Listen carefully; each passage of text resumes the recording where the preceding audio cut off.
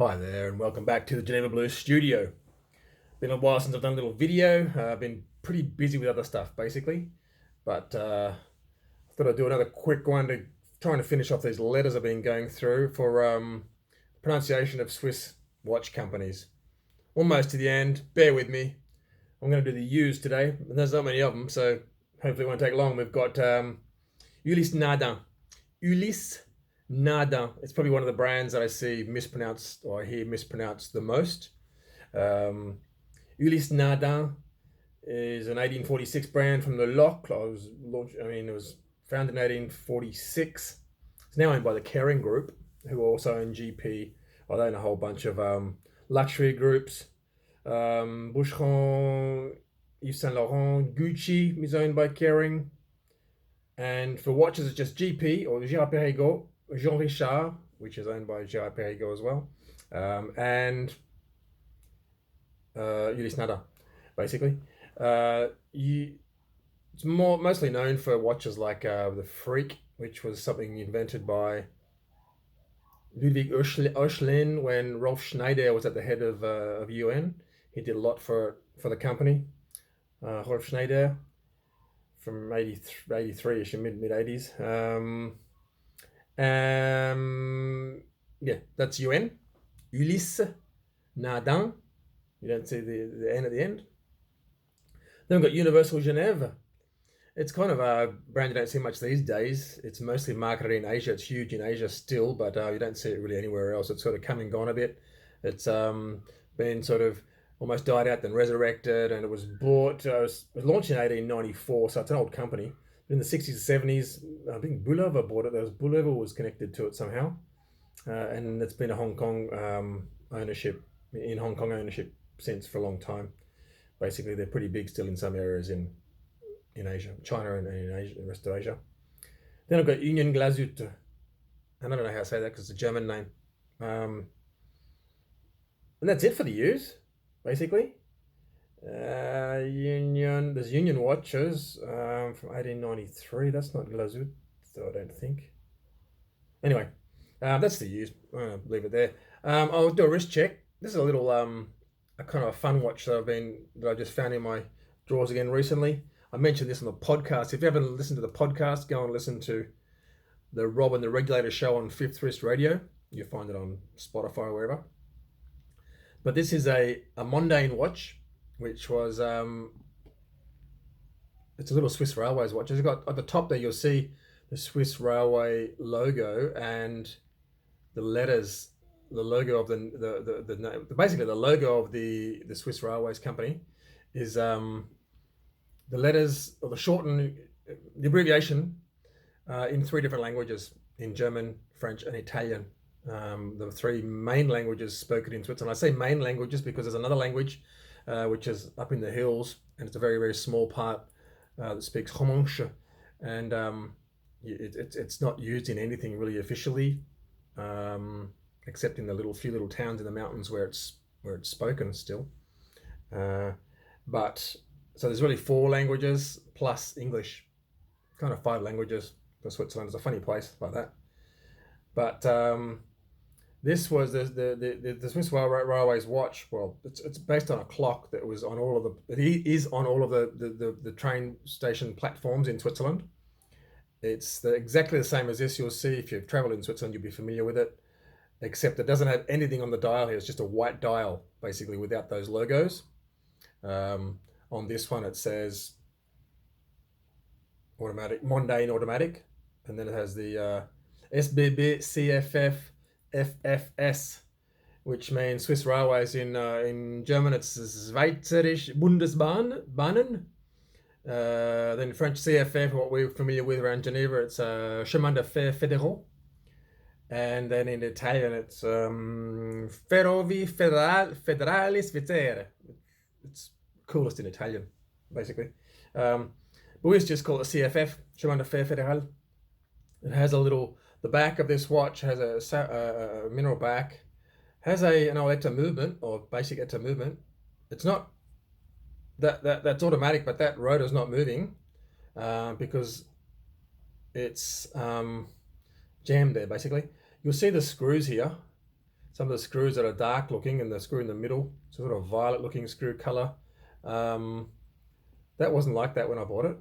I did that myself. I did a little service on this watch, pulled it apart, and did a full movement service.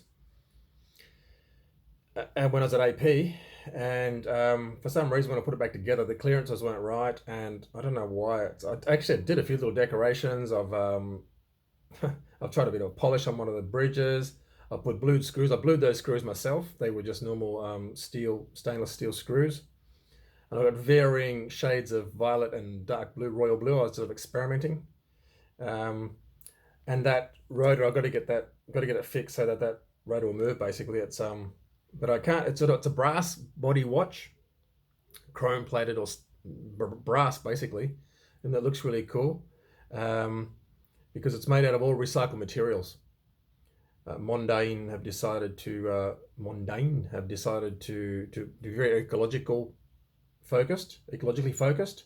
There's a little on the crown here. Even you'll see a little recycling.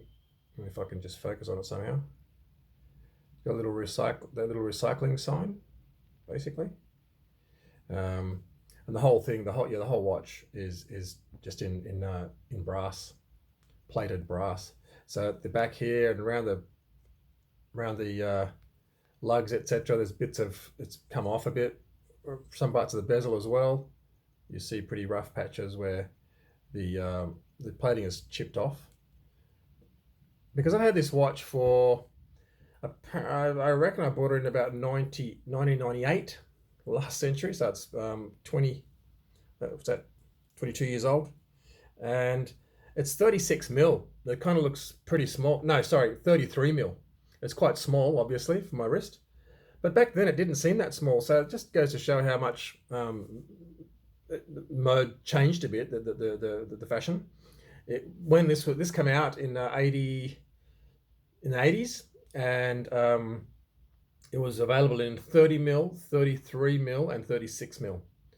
And I bought this in North Sydney, and we lived in just quite close to there. And now they don't make them. They make a 30 mil now for ladies and a 40 mil for guys. If you just look on the Mondaine website. And yeah, when I bought this, it sort of seemed small. My wrist was much smaller, I'm sure, when I was in my 20s, mid 20s. So I don't know. These days it would be basically too small, a 30 mil watch, basically, or 33 mil watch. Anyway, so that's the watch.